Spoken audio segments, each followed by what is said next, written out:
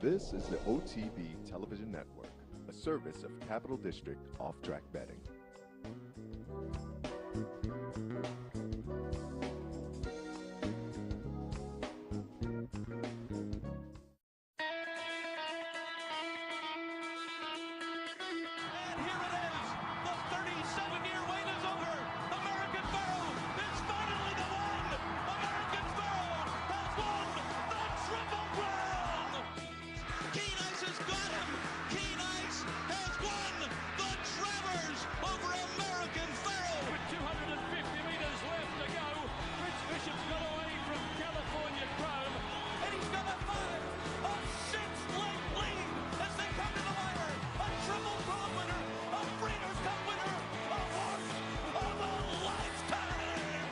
Broadcasting live from the Capital OTB studios, this is Racing Across America with Seth Merrow.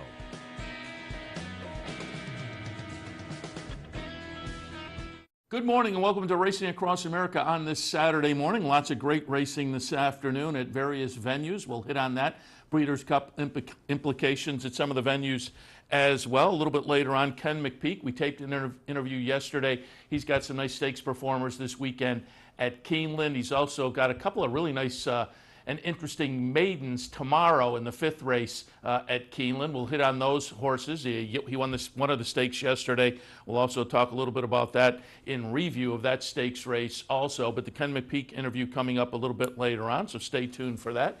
Before we go any further, I want to thank our friends at Woodbine for their sponsorship. Woodbine, pick, bet, and cheer on great racing north of the border. Again, appreciate their sponsorship of this program, some of the other programming and events here on the network.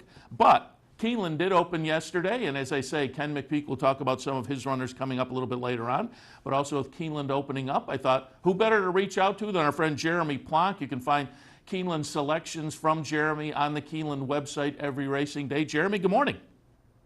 Good morning, Seth. Good to be with you. Yeah, the 21st meet consecutively that I'm working with Keeneland as a statistician and handicapper, and things have changed over the years. I was originally brought in to help with the synthetic surface and trying to figure that thing out after the first year of it, and it's dovetailed into a spring-fall passion that I really enjoy. And, outside of the Triple Crown, there's really nothing that I enjoy more than breaking down these Keeneland races and seeing what we can do. And as yesterday showed, it can be tough at times.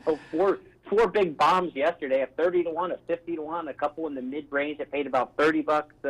It was feast or famine. The stakes made a lot of sense. Everything else made us scratch our head a bit. And we recoil and regroup towards a 12:40 first post today, early racing at Keeneland. So looking forward to having a better day at the windows than I did yesterday. Yeah, I had a bankroll promotion in here yesterday, $500 to bet for a group of folks here at the Clubhouse Racebook, and I was looking at Keeneland, Belmont, and Woodbine, and it was a tough afternoon at all the venues. The late pick 5 at Belmont, which had a carryover, so there was a lot of money put in.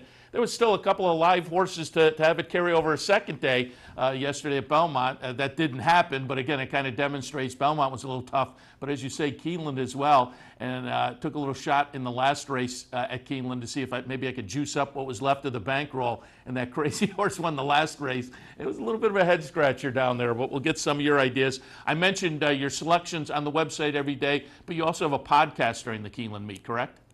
Yeah, every day at noon Eastern, Kate and Bradar and I preview the card, the Keeneland Now Preview Podcast. You can go to the live racing page at Keeneland.com or follow on Twitter at BetKeeneland. That's a social media handle that I've helped the track create, and I man that at BetKeeneland throughout the course of the day. The podcast is linked off of there. Again, but you can find it on the live race page at the Keeneland website, right under the streaming video. And so they do it today, Keeneland Preview on track, and that runs from 11:30 to 12. Then at noon, Kate and I's podcast runs 12 to 12:30. And then today, again, the first race will be 12:40, so that'll wrap up right beforehand.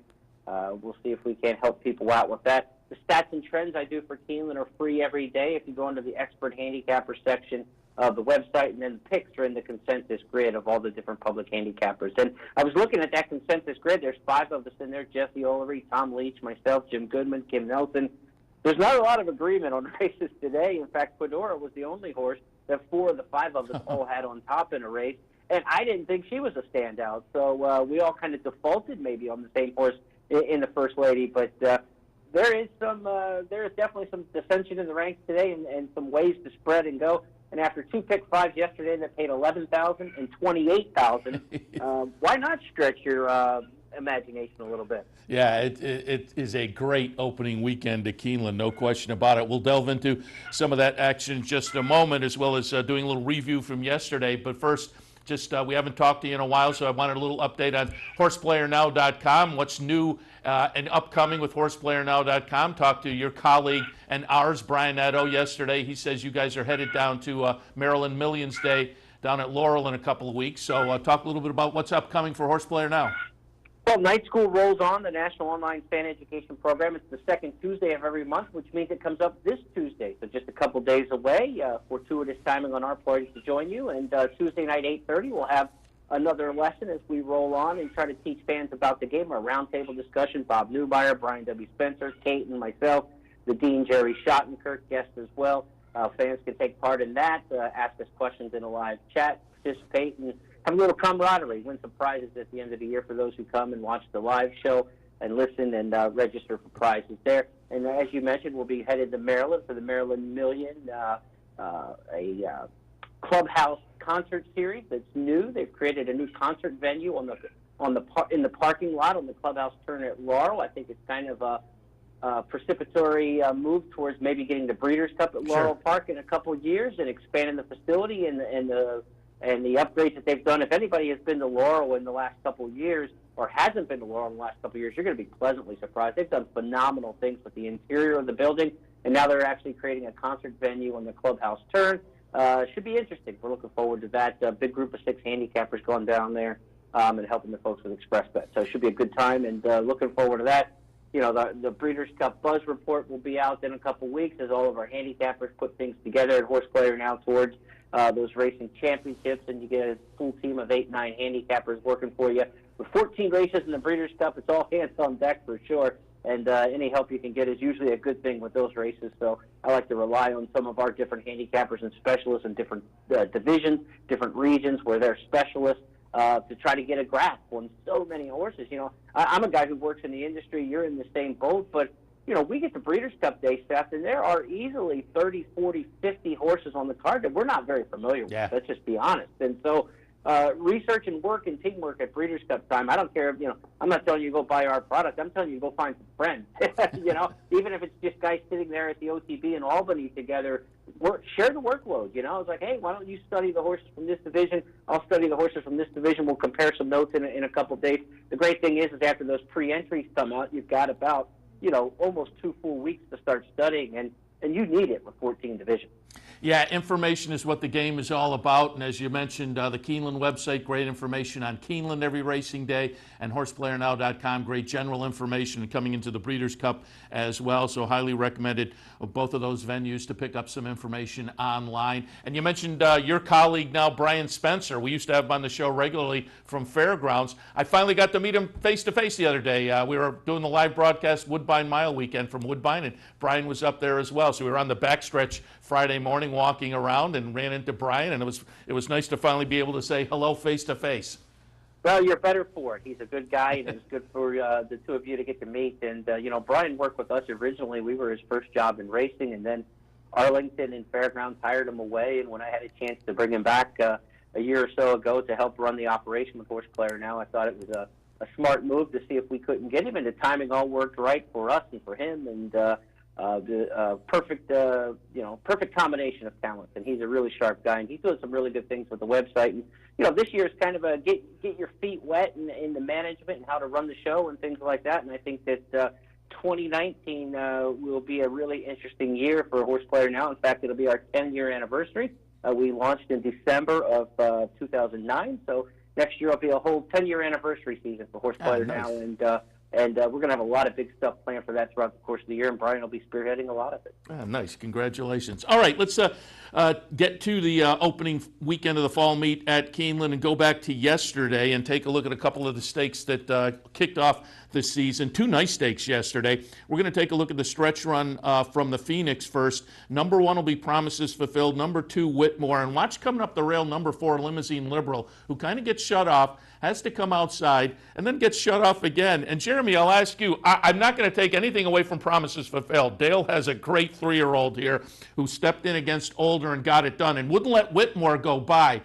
But I was shocked that the stewards didn't look and the jockey didn't object with Limousine Liberal, because it looked like he got kind of stymied a couple of times. Now, that said, last night I went home and watched the head-on. I think it was worth a look. I don't know whether they changed it. I'm just surprised they didn't take a look at this. But yeah, it was a gutsy performance from Promises Fulfilled.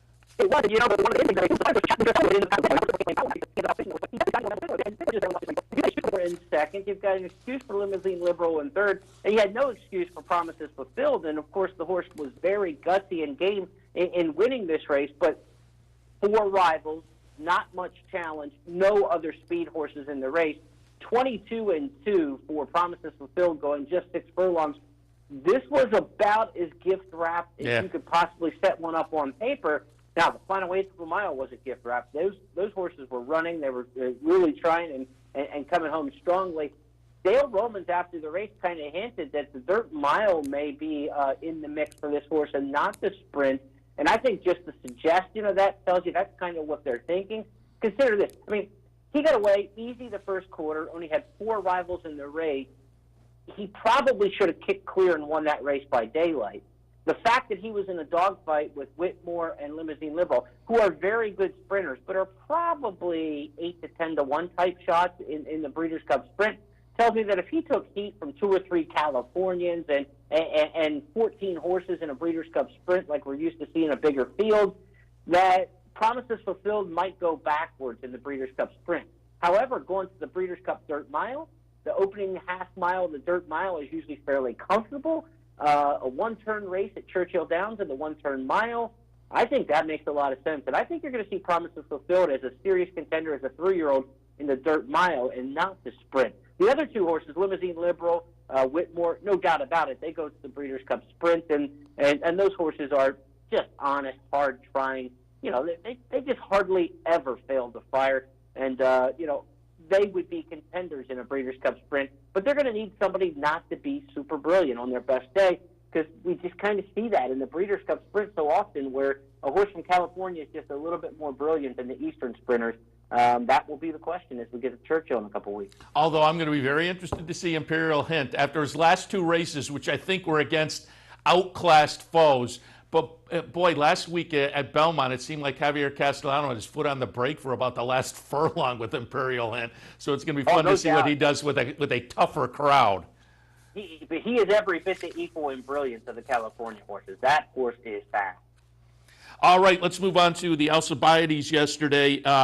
And again, coming up a little bit later on, have an interview with Ken McPeak. And we taped it yesterday, but at the end of the interview, I did ask him about Restless Rider, regardless that we're showing it this morning. I just wanted to get some of his thoughts. And he was clearly very confident. And we'll watch the stretch run, and we will see why Ken McPeak was confident. Restless Rider, the number 3 horse here, wins by a chart margin 2.5. As the 6-5 favorite. Reflect runs second, Meadow Dance third. But coming off a nice second-place finish in the Spin-Away and the only loss in the first 3 starts of the career, boy, Restless Rider, a pretty good-looking 2-year-old filly for Ken McPeak. Yeah, she's got it going. Kenny's had some success with 2-year-old fillies over the years, and he hasn't won a breeder's race. It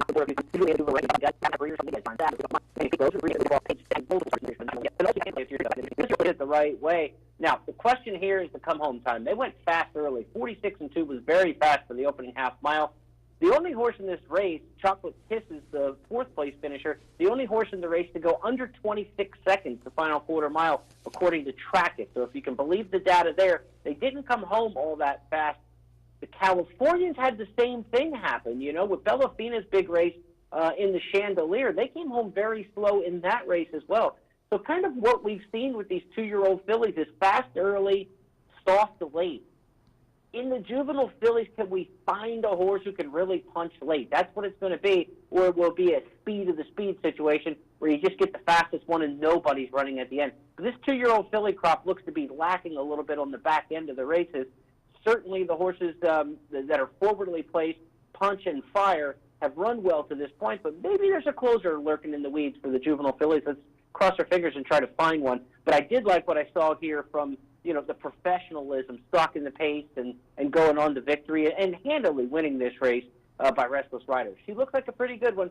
She doesn't have a world-class pedigree to run for days and days and days, but they only got to get a mile on the 16th. Now, this one used the 16th pole finish line. Keep in mind, the mile on the 16th races at Keeneland finish at the 16th pole. That stretch run at Churchill, 1,234.5 feet to the finish line, as we remember from the Kentucky Derby. It'll be a much more demanding stretch run, and we have all these 2-year-old fillies who aren't coming home that fast, and now they got to go an extra, 300, 400 feet in the stretch. I'm thinking maybe we've got a little bit of an upset brewing in the juvenile filly. I like it. All right, let's move to today. Nice stakes card at Keeneland this afternoon with, again, some Breeders' Cup implications, certainly. Before we go any further, have you sussed out any weather for this afternoon down at Keeneland? It is a Chamber of Commerce day, 70 degrees, no rain. So it should be a wonderful day for racing. They had 3 inches of rain Thursday night. Yeah. Now, that didn't affect the main track, which was fast and dried out quickly. It was soft turf, and the way I measured it, comparing the par times for the class levels, that turf course yesterday was about 7 lengths slow for par. So I think it'll be a little bit faster today because it should firm up a little bit more. But I think the original track condition is still going to be listed soft. Maybe you get up into something kind of good by later in the day for the stakes races. All right, let's jump right in and kind of go in chronological order. The 6th race at Keeneland this afternoon, the Woodford. These are turf sprinters, 5.5 on that grass course that, as you say, has taken some moisture over the past few days. You know, as I kind of looked around at a race to replay, and when I do that, I like to come up with maybe some contenders so people can get a look at horses like that. I kind of was going back and forth and had trouble, and eventually I settled on the Kentucky Downs Turf Sprint. And I'll ask you as we go through this, I've said it for the last couple of weeks, and I'll see if you agree. I think the horses coming out of Kentucky Downs have a little bit of an edge when they make the next start at other venues. I just think those races, there's so much money, big fields. It's a funny course that I think can give you a little foundation. I love paying attention to those Kentucky Downs horses in their next races. So again, we're looking at the Kentucky Downs Turf Sprint, September 8th. Proforma is going to win the number 2. Number 7, White Flag, runs second. But watch the 3rd and the 4th place finishers. Number 3, Vici, and number 4, Undrafted. They come back this afternoon. So Vici was maybe a little bit interesting to me off a half-length defeat in this turf sprint at Kentucky Downs. Coming in from that venue, I give the horse maybe a little bit of an extra check mark. But what are your thoughts on the Woodford? Tough. This is a really tough race. You've got a horse like Undrafted who's been a stakes winner over the course. You've got Extravagant Kid, a stakes winner coming in from New York. Lucero won this race last year on the front end. This is an interesting cast of runners in here. You know, when you get the fuller fields in the turf sprints, the 3, 4, 5 holes are usually very good in terms of post position. So I would expect Perfect Kid, Extravagant Kid, Holding Gold to be horses that we want to take an extra look at in here, that they've got the power post that win an inordinate percentage of their races. For the Kentucky Downs horses coming in here for the Woodford, they're going to deal with a much shorter stretch run, no doubt about it. You're going to have to get into the race a little bit sooner. But the good thing about these Kentucky Downs races is you can draw lines through a lot of them because horses either like them or don't. So I think you're right about that. They definitely come out of those races fit, the uphill climb and the stretch. But they also come with a built-in excuse. And if you're a value horse player, that's what you're looking for. You're looking for legitimate excuses. If I can draw a line through a subpar performance and go back in the form a little bit deeper, that usually increases your price. And I think that's what you can get with some of these Kentucky Downs runners. And I think in a race like this, I think the Kentucky Downs players are going to offer you some value because the New York player, Extravagant Kid's going to take some play in here for sure. Rocket Heat usually gets bet pretty hard, and he comes in from Saratoga. So if you want to go with the Kentucky Downs horses in the Woodford, I wouldn't have a big argument with you. I'm going to default, though, to the post positions. I just like the 3, 4, 5 holes, and I'm going to kind of stick around there and use maybe Undrafted a little bit defensively. I picked Undrafted at Keeneland so many times. He's won 2 of 5. I think the 3 he lost are the 3 I picked him. So if I'm off Undrafted, you should probably make him your number 1 pick. I like that. I've been in that boat myself a few times. All right, Keeneland 7th race this afternoon, TCA Thoroughbred Club of America Grade 2 event, $250,000 for the girls, the ladies going 6 furlongs. And again, nice competitive field in here. Miss Sunset comes in from Southern California. Mike Smith scheduled to ride. Happy Fool for Wesley Ward, hasn't been seen since May, and a win in the Miss Preakness.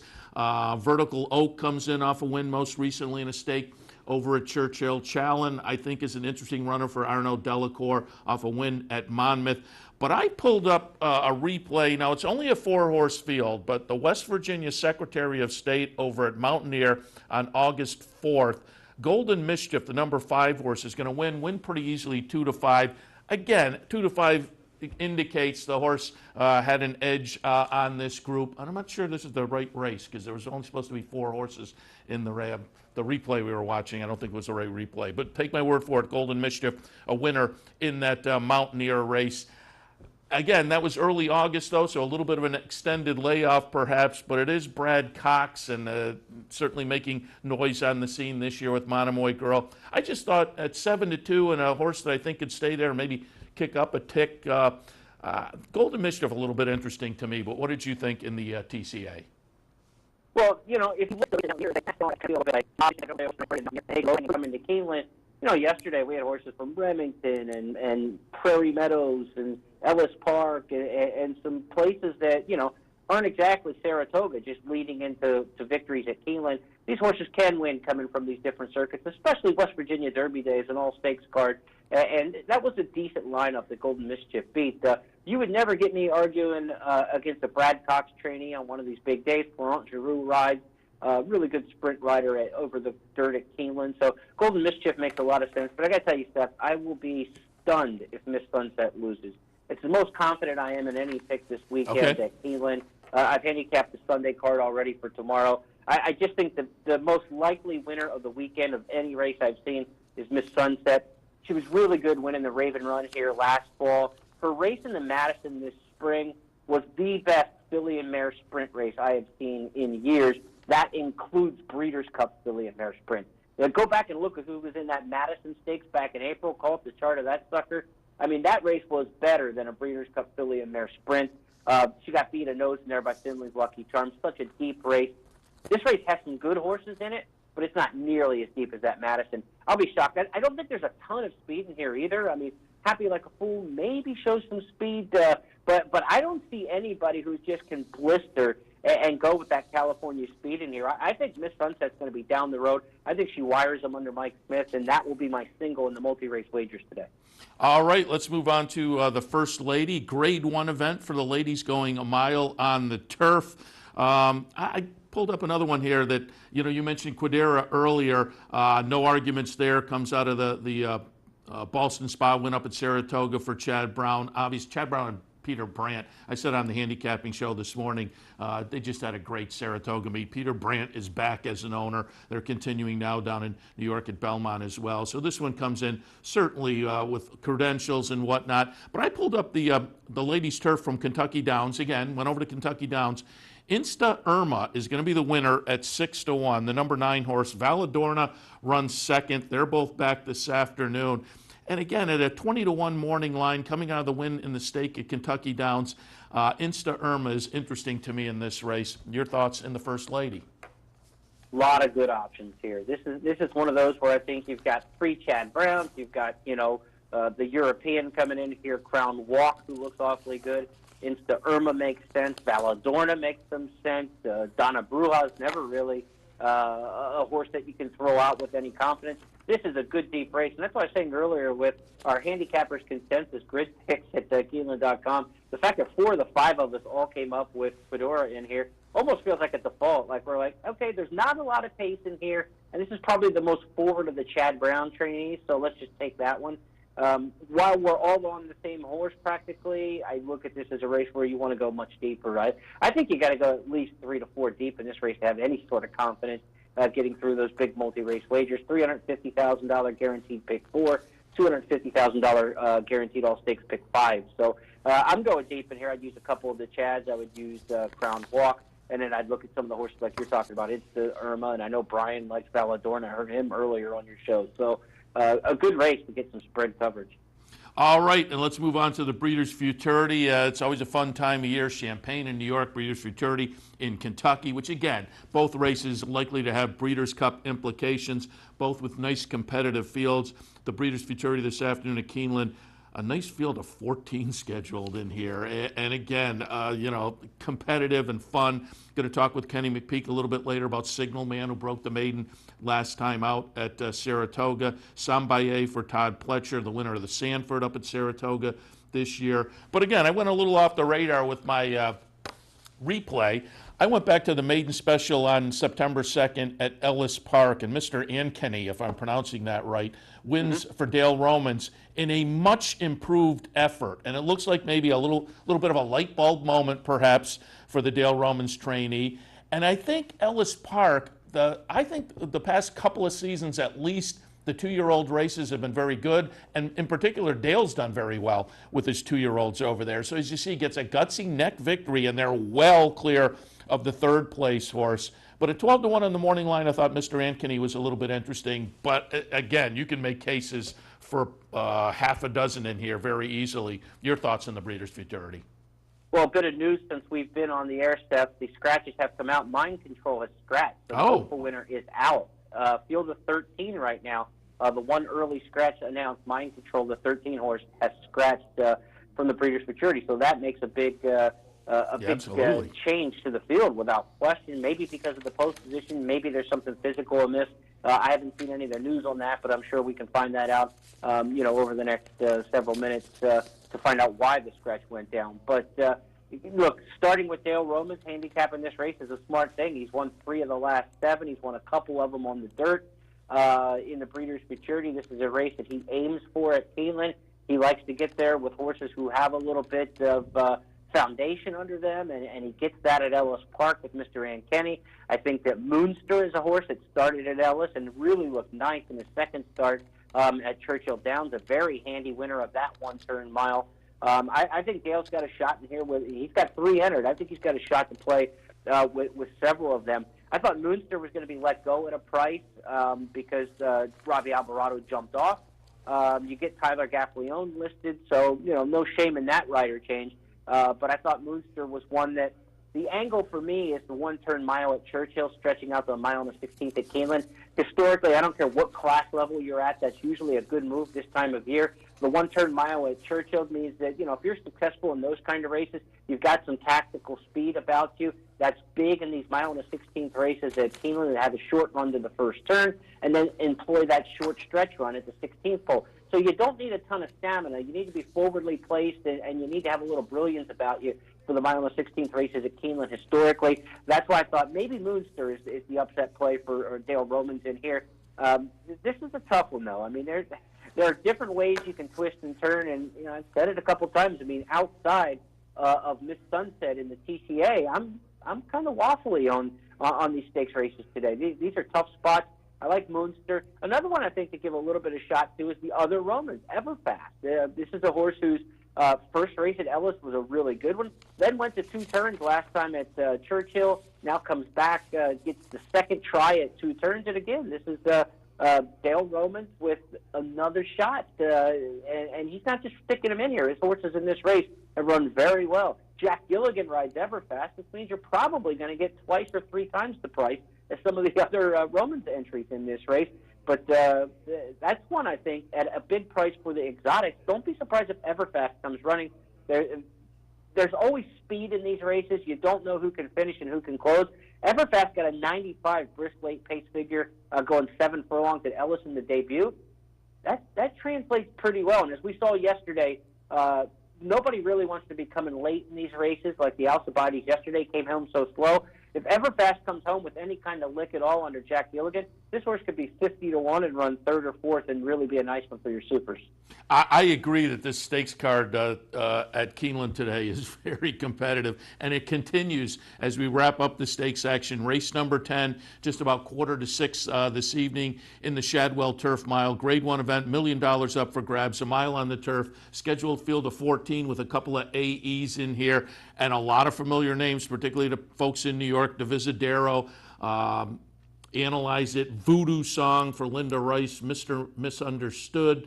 I pulled up the Bernard Baruch, and Kurban is going to be the winner in here, upsetting things as folks were hoping for kind of the sentimental favorite as he has become up at Saratoga. Voodoo Song throws in a little bit of a clunker, leads early and then fades late to run last in the field of 5. Voodoo Song's the number 1. Kurban is the number 6 in here. But this was the first North American start for the McLaughlin Shadwell runner, and I thought it was a pretty good performance up at Saratoga. Mike Smith scheduled to be on board on this Saturday afternoon. But again, I didn't mention Heart to Heart and Synchrony. Analyze It, Voodoo Song. They're all here, and I think, as you say, another on what is a competitive day of stakes action. What do you think in the Turf Mile? Well, this is a great little mishmash of Keeneland Stakes winners. Bound for Nowhere is a Turf Sprint Stakes winner. You've got the Big Score and Analyze It, horses who have won the Transylvania as 3-year-olds, back here now for another go. And Heart to Heart's won over the course. But the Bernard Baruch has been the key prep for this race in recent years. And I think both horses out of the Baruch have a big shot in here. I think Turban's got a good running style for a race that's loaded with speed. I mean, Bound for Nowhere is a fast turf sprinter. We know Heart to Heart has one gear. That's to try to go wire to wire. And then you throw in Voodoo Song. I think the problem for Voodoo Song in that last race, throwing the clunker in, was the fraction. 24, 47, and 4. Don't take a fast horse out of their game and try to just kind of mope along and then outkick everybody late. That's not going to be an option in this race. Voodoo Song is not going to be loping anywhere. These horses are going to be going breakneck, with Bound for Nowhere drawn towards the outside or towards the inside, and then with the other speed with Heart to Heart in there, you've got two seriously fast horses.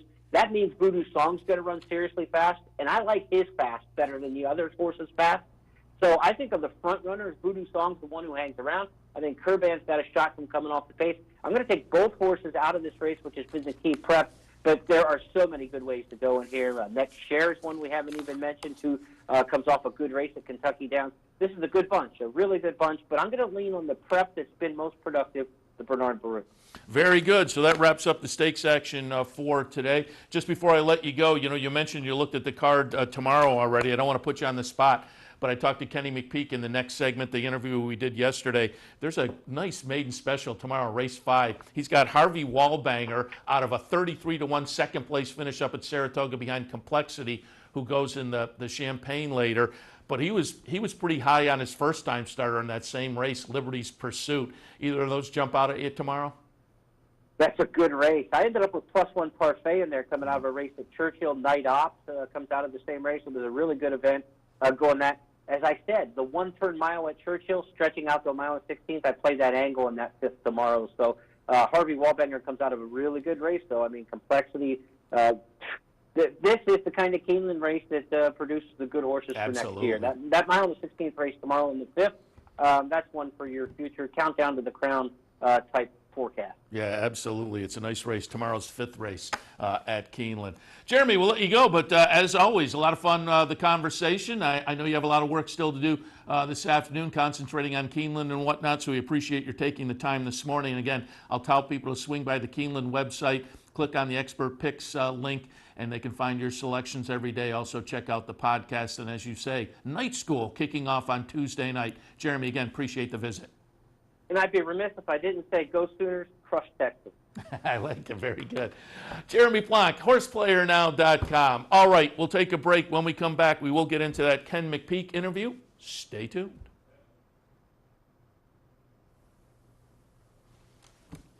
Pick, bet, and cheer. Okay. All right, so I will go with that. Very good. Thoroughbred and harness action. The wagers are just the beginning. Watch award-winning broadcasts covering both breeds, incredible battles contested over the most unique grass course in North America. Experience the full fields with over 130 thoroughbred and 160 live harness days. Get access to free handicapping material and join the ranks of Woodbine and Mohawk Park players from all over the globe. For more information, visit woodbine.com. Visit Rivers Casino and Resort, the Capital Region's only destination for live table game action and the hottest new slots paying out millions.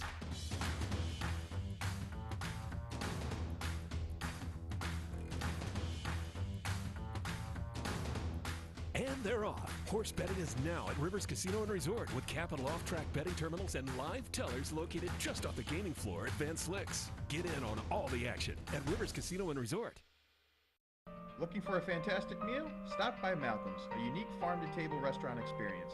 Located at 617 Union Street in Schenectady, Malcolm's offers locally grown fresh foods, mouth-watering flavors, an enhanced drink menu, and terrific service. Malcolm's is a sure bet during Saratoga season. Make your reservation today.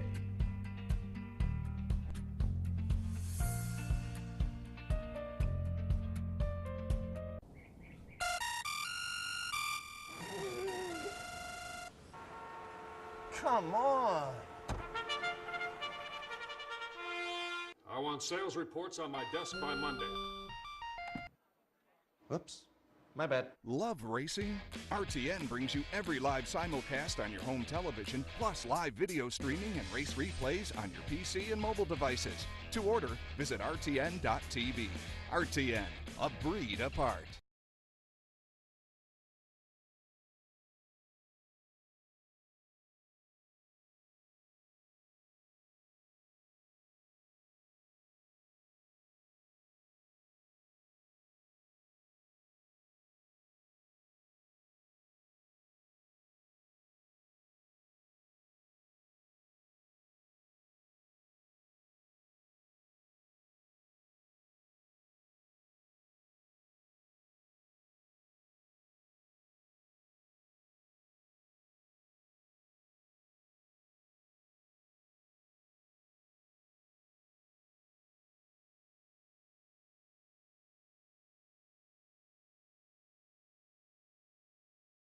Start. Happy to have Ken McPeak join us here this morning on Racing Across America, and he's got some nice stakes performers in at Keeneland this weekend. Good morning, Ken. Yeah, good morning. Thanks for having me. And again, just a little update maybe on what the weather looks like this weekend down there at Keeneland. We got a lot of rain last night, but they're keeping all the races on the grass. And it's a little humid and warm. I think it's supposed to be in the 80s. It should be beautiful. Yeah, nice fall weekend to open things up down at Keeneland. Let's kick off some of your stakes performers on Saturday. The Breeders' Futurity for the 2-year-olds Grade 1 event, $500,000 up for grabs. They're going to go a mile and a 16th. You have Signal Man in here.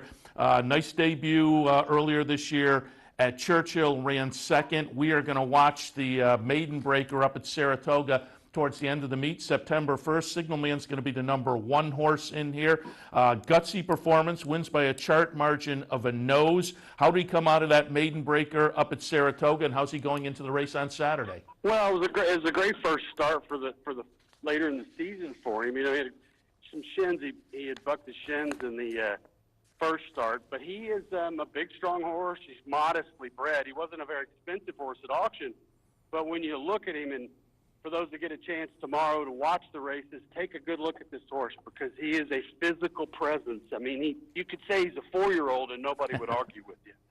And by general quarters, that was the horse that kind of upset things down at Tampa a few years ago, right? I think that was the horse claimed off Ramsey for 25. He ended up making $1 million. I mean, what a great claim that was. He is a son of Pulpit, so he's he's got some blood there, and he's out of a trippy mare, this Colt of Mine, which should give him a nice injection of speed, but I think by no means is he a sprinter. Yeah, it's going to be a very interesting mile and a 16th. And you leave from the 1. Is that a concern?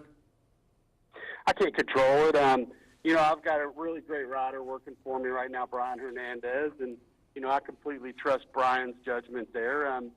How these things unfold is always a guess, and he knows the course and the horse, and we'll let him do his thing.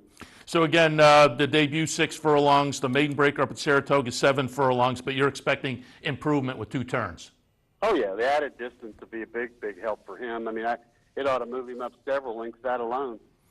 All right, let's move on to Sunday and take a look at the Bourbon, a Grade 3 event for the 2-year-olds on the grass. You have Salvatore Monday in here. A couple of starts at Ellis and Saratoga, maybe a little bit disappointing, but broke through down at Kentucky Downs last time. We're going to watch that race. September 12th, Salvatore Monday is going to be the number 11 horse. Nice 9-to-1 price and gets it done by a chart margin of a half a length. What was the improvement factor that got this one to break through so nicely in start number 3? Well, at Ellis, his race was fair enough. First start, kind of a test drive for him, and then we thought he would win at Saratoga in that second start, and I had some blinkers on him because he tends to be a horse that loses his focus pretty easily, and so I added blinkers, but the truth is it confused him. He got out there, and he really got lost with those on, and instead of him getting more focused, he just didn't understand what was happening around him, and so I yanked him off and wheeled him right back, and he jumped right into it and did everything he was supposed to do. More reminiscent of his first race with a big improvement. And I suspect he's still got a bit to learn, this horse, but he's quite talented. And the 2 turns has got me a little bit concerned about, how he handles it, but all of them in the race have this issue. That's interesting with the blinkers. Is that something you get from Brian Hernandez when he gets off the horse after that race, that he kind of informs you, gee, the horse just did not have lost focus? Well, it just depends. I'm not a real big blinker guy anyway. I mean, you could probably go back and all the races I've ever either run or won in, very few horses running blinkers. I don't believe a really good horse needs them anyway. And I believe that young horses particularly, you really probably ought to keep them off so that they can see everything around them and then learn from the experience. When they're closed up, they tend to certainly show more speed, but they also don't always grasp everything that's happening. And Wesley Ward runs all his young horses in blinkers, and they fire off early, and they're fast and they're focused, and that's worked for him, but it just doesn't work for me for some reason. Yeah, interesting. Let me ask you this. As a handicapper, I've been saying it for the past couple of weeks, and I'd be curious to get your opinion as a trainer. Salvatore Mundi comes in from a race over at Kentucky Downs, a maiden special event worth $135,000. That meet is so unique. There's so much money, big fields, competitive. As a handicapper, the 2 or 3 or 4 weeks after that meet, I'm looking for those horses coming from Kentucky Downs because I think those races are so salty. I think the horses come out and perform very nicely at their next venue. Well, the races, this race in particular is a real burgoo to handicap. I like to call it burgoo handicapping because they threw a bunch of stuff in there, and I'm not sure exactly what all it is. But they're coming from Arlington, Saratoga, Ellis, Kentucky Downs, maybe even elsewhere. So it is really hard to get a line on them. The times at the Kentucky Downs race are, for the mile, are really hard to judge too because, he won in 142, but if you look at the stake race that ran opening weekend, they ran in 143 for the mile. So it's, and that course was soft during Kentucky Downs meet too. So it's really hard to judge it. It'll be interesting. I think class does rule, and you're probably right that the Kentucky Downs races had a lot of good horses running because of the money they gave away. Yeah, I tend to upgrade them a little bit, as they say, in that 2 or 3 or 4 weeks afterwards as they move to other venues.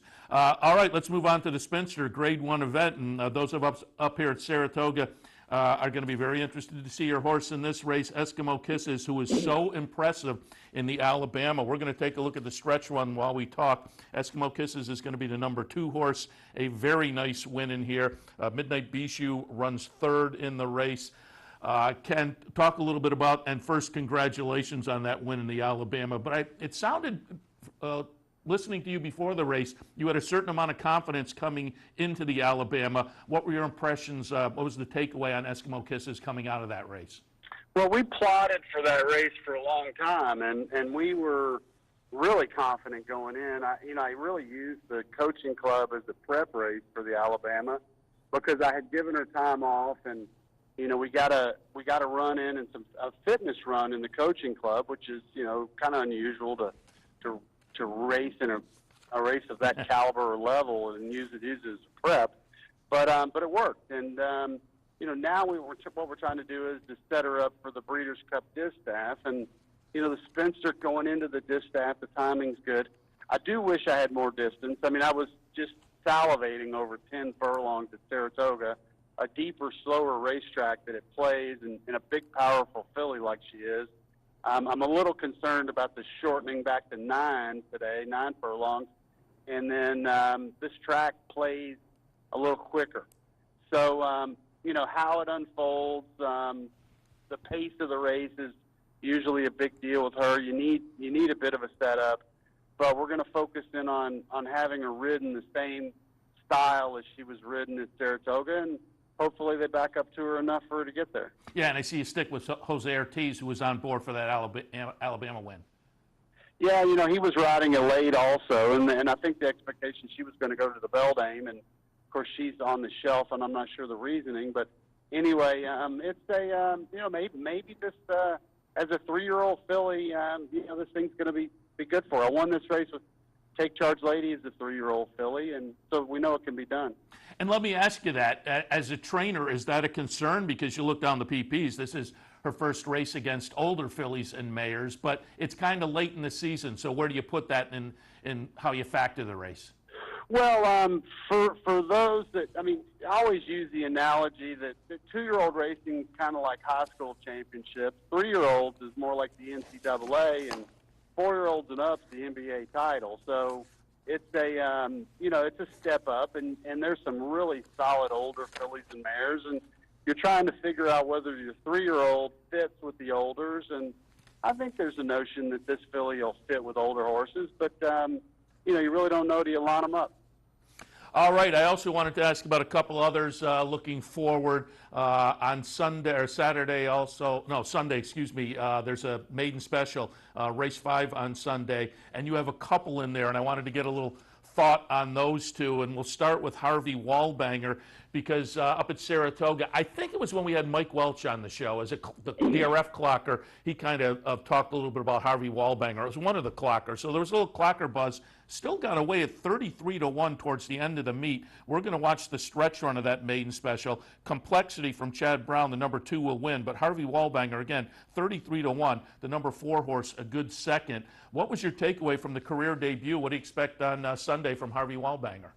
We had to rush his first race, so we wanted to get a race before the meet was out, and we had to scramble a little bit on his gate card. And for him to run second first time out, I thought was a really good race. I haven't seen, did Complexity run back at all? Is he seen him again? That's a good question. I was trying, as we were talking, I'm not sure about that. Everybody said how great he was, and of course you don't know off a maiden race, but our race was good, and I don't feel like he was but about 80%, and I think he's going to step forward in this next race. His entry mate in this race is a beast, though. I mean, I wanted to get really to that. Liberty's Pursuit, first-time starter by Curlin, and as a handicapper, I love these 2-year-old races because I love to look up the breeding a little bit, and looking up the siblings to Liberty's Pursuit, a half to a couple stakes winners, Imply and Dancing in the Circle. And the interesting about both of them, they were both debut winners. So what are your thoughts on Liberty's Pursuit? And as you say, a monster, paid over $800,000 at Keeneland in September 2017. Most expensive year I've ever bought for flying, but he's got a body aircraft carrier. He wants to go. I could sprint him first time out, but I really felt like he needs to go straight to a route of ground. We're handling him real similar than we did Eskimo Kisses. So Eskimo Kisses is a 2-year-old, made her first start at Keeneland, going 1 mile and a 16th. And we did that because she was a large filly, and it looked like she needed, the distance immediately. So the sooner you get them into those routines or teach them that off, and then it's a mold as a colt as opposed to Eskimo Kisses. I think this is a horse you could very well see in races like the Travers next summer, and Lord knows some other ones. He can go all day, and he's a really, really exceptional individual physically. Yeah, looking forward to it, as I'm sure you are. The 5th race on Sunday, maiden specials, Liberty's Pursuit and Harvey Wallbanger. Wanted to get a little update on a couple others, too. A couple of weeks ago, we were actually doing a remote broadcast from Woodbine Mile weekend, but had the simulcast signal on and watched the Iroquois. This is going back to September 15th. We're going to watch the stretch run, and it will be number 8, Cairo Cat, getting it done in career start number 3. Both of the debut efforts, the 2 starts, were up at Saratoga. 8th in the career debut, broke the maiden on August 11th, and then came back in the September 15th race, and a nice kind of a long shot winner, 17-1 over the favorite tight 10 in here, Cairo Cat. How did Cairo Cat come out of the Iroquois? What's the game plan going forward for him? Well, unfortunately, he's on the shelf. He had a little issue. He's going to need about 60 days, nothing major. You're going to see him on the Triple Crown Trail next spring, but he, at this point, is done for the season, and very minor, but one of those things we felt like it would be better for him to go from 2 to 3. Disappointing in the sense that we really thought he had a big chance in the juvenile. Him and Signal Man have been kind of 2 peas in a pod, and they've worked together a lot. And there is talent-wise, there's a real correlation between the two. So we think that Signal Man will, step up and fill his shoes until we can get Cairo Cat back to the races. And you're going to see him sometime this winter, probably in Florida, whether he runs at Gulfstream or Tampa or Louisiana. It'll be you're going to hear a lot about him. Yeah, good. Wish you the best there. Again, it was a nice win in the Iroquois. Before I move off that one, let me just touch on Cairo Cat by Cairo Prince. Again, I love the 2-year-old races and looking at the breeding and whatnot. Some of the new sires have jumped out at me this year, and I always kind of look at that and the bottom side. But what are your thoughts, if you have any firm thoughts, on Cairo Prince as a sire early in his career? Well, I think he's a fantastic stallion. You know, he is. I've got several of them in the stable, and the sire line. I mean, he's the Holy Bull bottom line. He had a world of talent. He's in good hands at Airdrie. It's a big chance that he'll be leading first crop stallion, and of course, got a little bit of time until that's settled. But he's punching his ticket right there, and that sire line, Pioneer of the Nile, is obviously exceptional, and he should keep that line rolling.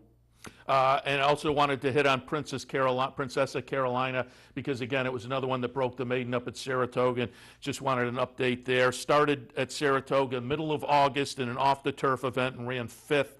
But then followed up getting to the turf at a 1 1/16 in career start number 2 and won that one pretty nicely.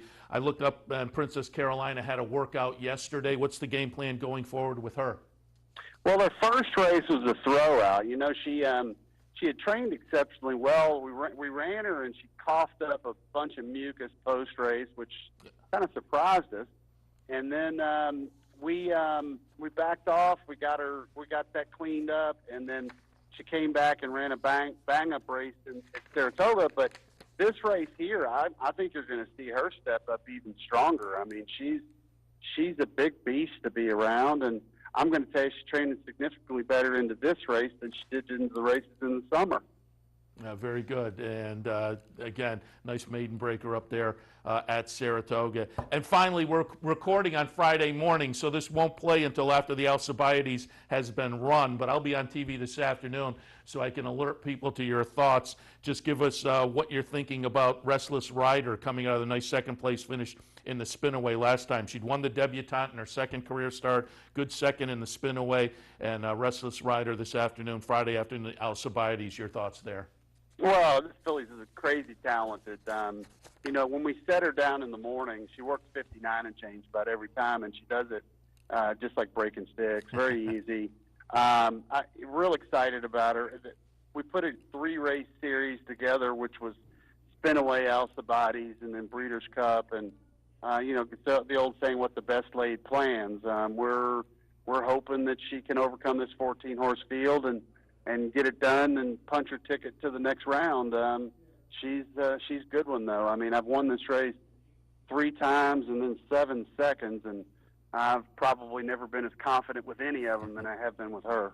Excellent. Well, Ken, we certainly wish you a lot of good luck throughout the weekend at Keeneland and beyond. You have some proven performers moving ahead, and you have some up-and-comers that we're looking forward to as well. But as I say, good luck. We'll talk again in the future.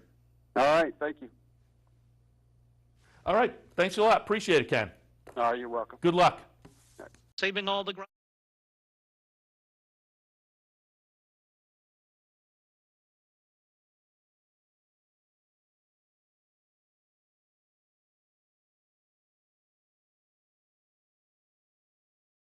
Run again.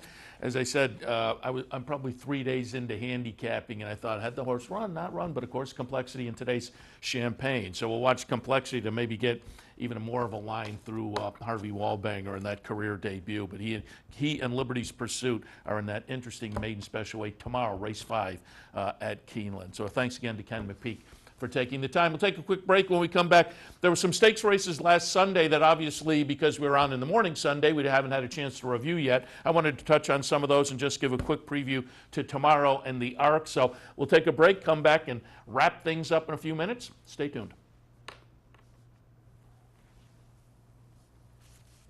The backstretch workers are the heart and soul of what we do. They're the backbone of the industry. People on the racetrack are very giving people. It's a very oppressive community of people helping one another. We see it all the time.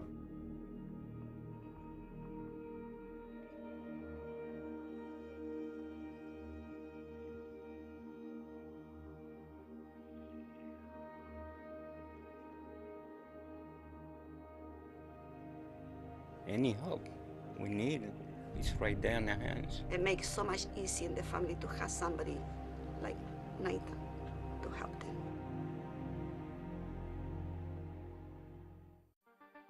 What if there was a way to become a better horse player, to have a better knowledge of the game, to be more successful? What if there were a way to take what you've learned, what you know, and make better decisions, better choices, to know how to connect the dots? In horse racing, knowledge is a powerful tool, but not the only tool. Race results and replays, past performances and live streaming, wagering from all your digital devices. These too are important tools, and you'll find them all right here at Capital OTB. Capital OTB. Become a better horse player.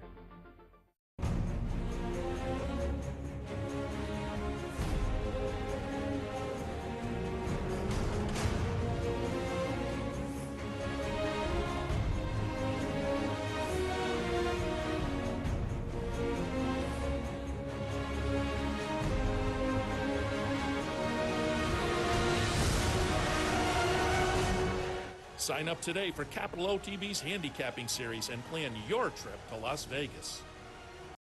If you like to play the Late Pick 5, here's some great news. Capital OTB is now accepting internet wagering on NYRA's Late Pick 5 at Saratoga on all platforms and all digital devices.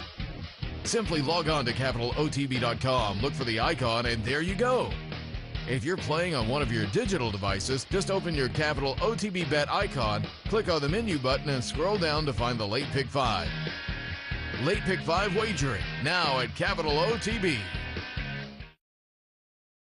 All right, let me jump in and just do a little quick recap of some of that stakes action. Again, we were on with Racing Across America last Sunday morning, recap last weekend's very nice stakes schedule across the country for Saturday afternoon, but we didn't get a chance to review some of the nice stakes that were run last Sunday that, again, may have some Breeders' Cup implications or just some horses interesting to watch going forward.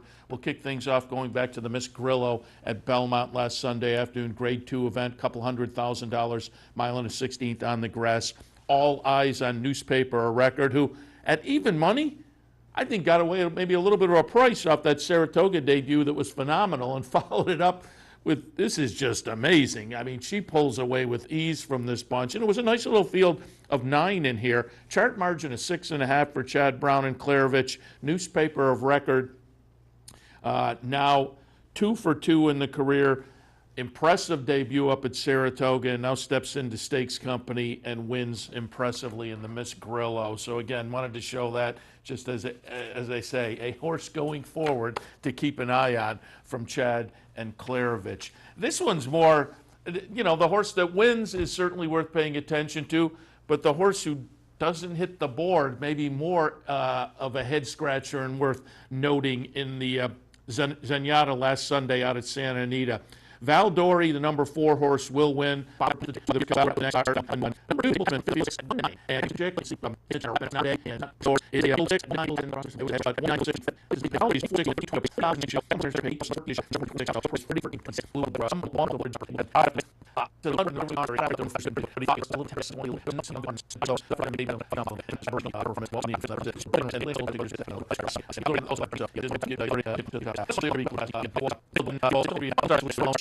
Diamond King, who impressed me down in Maryland at the end of last year, runs 3rd. Combatant, who I chased, is going to be the number 8 horse who gets up for 4th in here. I kind of chased Combatant all year long and still couldn't get it done even in that race. But Lone Sailor, again, hadn't gotten a win yet this year, but had well over $600,000 going into the Oklahoma Derby last Sunday. Close-up second, just missed, if you remember, at Thistledown in June in the Ohio Derby behind Core Beliefs, but finally breaks through and gets the win by a nose in the Oklahoma Derby last Sunday. As I say, Diamond King.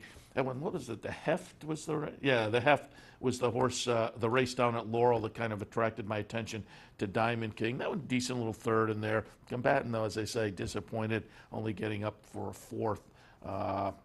As a horse that I thought was probably worth paying attention to on the upper level of the 3-year-old scene this year, and just could never get it done for me. Tried the turf in a couple of starts just prior to this, and I thought stepping into this company might be interesting. Went off at 5-1, and if the fourth was still didn't kind of live up to what I was expecting from earlier this year. Finally, wanted to pull up a race from earlier this year, Kempton in England, which is not one of their top meets, certainly not one of their top venues, but notable because the replay we're going to watch is Enable. It's her only start so far in 2017. She is the ARC winner from last year. Enable is going to win this race at Kempton against a small field. This has prep written all over it, obviously. John Gosden and Frankie Dettori, and the nice 3-year-old filly winner of the ARC last year, comes back tomorrow in a field of 19. And again, this is her only start so far in 2018. I was talking to Mike Callahan, our colleague, yesterday, and he said he had read that with only the one start going into the ARC, if there's a nice performance in the ARC, maybe we will see Enable in the Breeders' Cup. That'd be great. I mean, she is just an absolute superstar. She's 6-5 on the morning line tomorrow in the ARC, again in a field of 19. Kind of a fun field with some familiar names. Cloth of Stars is a performer over there in Europe who's won over a couple of $1 million this season, still searching for a win. Talismanic is also in the group, won the Breeders' Cup Turf last year out at Del Mar. Enable, of course, in the field. Also, Sea of Class, lightly raced, but 4 wins and 5 starts over in Europe. Magical, also a nice performer over there. Hunting Horn, we've seen over here in a couple of starts. Earlier this year, ran 3rd behind Catholic Boy and Analyze It in the Belmont Derby. But all eyes will be on Enable, who, again, tries to repeat in the ARC. Won it last year as a 3-year-old filly. That's impressive enough, but now coming in with this one start, again, at Kempton. It is not a stellar venue and a stellar meet with top-class stakes action necessarily, but clearly they wanted to get a race in. They got this race in. She wins in her lone start. This was back on September 8th. And should have her set up nicely. Frankie Dettori has commented about how talented she is, and one of the best, if not the best, he feels he's ridden. She carried 128 this day. She will carry 128 tomorrow. The ARC goes off at about 10:05. We will show it here on the network during Racing Across America. I will remind you that that whole ARC card is up for grabs for you to bet tomorrow. Past performances are available. The Clubhouse Racebook will open at 9 o'clock tomorrow morning to accommodate wagering on those races from Chantilly in France, with the ARC being the highlight, again going off at about 10:05. It should be a lot of fun. Looking forward to that and seeing if Enable can get it done in the ARC for the 2nd year in a row. One of the top international races year in and year out. All right, I'm going to wrap things up for this edition of Racing Across America. I want to hit some of the promos and events coming up, however. Today, there is a $100 Win-A-Bet online contest. Check out the website for more information on how you can participate in that $100 Win-A-Bet online. Also today, it's a Fan Appreciation Day at the Villa Valenti branch, noon until 5 p.m. First patrons through the door. Giveaway items and food and beverages throughout the afternoon. Always like to have our chance to say thank you to you. Villa Valenti Pub in Troy, New York, again, kicking off at noontime today. Swing on by and give us our chance, as I say, to say thank you to you. Tomorrow, Football Sunday here at the Clubhouse Racebook. Watch all the games and catch all the racing action. 711 Central Avenue in Albany. Again, doors open at 9 o'clock tomorrow to accommodate that ARC betting. Monday, it's Columbus Day. There'll be some nice racing from around the country, nice stakes action, and there is a $100 online knockout challenge coming up on Monday, Columbus Day as well. And just looking out towards the end of next week, We'll have a $300 bankroll on the road. We'll be at the Boulevard Bowl. Looking forward to that. That is this coming Friday afternoon with a bankroll at the Boulevard Bowl. And the Bounty Bet is going to return this Friday as well. We'll give you more information on that as we get closer. All right. I'm going to wrap it up and put a bow on it. Before we do, I want to thank our friends at Woodbine for their sponsorship. Woodbine, pick, bet, and cheer on world-class horse racing north of the border. Thanks to our friends at Woodbine. Oh, and let me just remind you, we hit on Keeneland plenty this morning, but there's a great stakes card at Belmont as well. So I'll be back in a couple hours with OTB Live. We will look at all of those races, but just a reminder, 7th race at Belmont today, the Belmont Turf Sprint. Disco Partner comes in, won the race last year. Guido's in the race, pure sensation. Nice field in that Turf Sprint. The Beldame features a Wildcat I put on top. Interesting. Verve's Tail I have underneath, but also Farrell's in there. Teresa Z is interesting. It may be a price, and I always want to wish our friends well at West Point Thoroughbreds. They have Burned in the Beldame this afternoon. Also today at Belmont, the Hill Prince for 3-year-olds on the turf. Raging Bull will be the one to beat. Still fairly lightly raced from Chad Brown and Peter Brandt, but looks like an up-and-comer on the turf. Raging Bull in the Hill Prince. Ride a Comet is maybe the chief rival. And finally, also at Belmont today, the Champagne Grade 1 event, $500,000 for the 2-year-olds. And again, Complexity, going to be interesting off the big debut win up at Saratoga. Finishing second that day was Harvey Wallbanger, we talked about with Ken McPeak. So a nice performance by Complexity. Further flatters Harvey Wallbanger. Code of Honor and Aurelius Maximus, also interesting to me in there. Friend Lee Einseidler has Casa Creed. I ran into Lee, I want to say the last day of the meet, might have been the last one or two, and he said the game plan for Casa Creed was going to be the Champagne, and he's going to show up there this afternoon. All right, so again, nice stakes card at Belmont as well. We talked Keeneland with Ken McPeak and Jeremy Plonk. Want to thank them for visiting. Thank you for tuning in. Enjoy all the racing this afternoon. Tune back in a couple hours for OTB Live. Good luck. We'll see you then. You're watching OTB TV, a service of Capital Off Track Betting.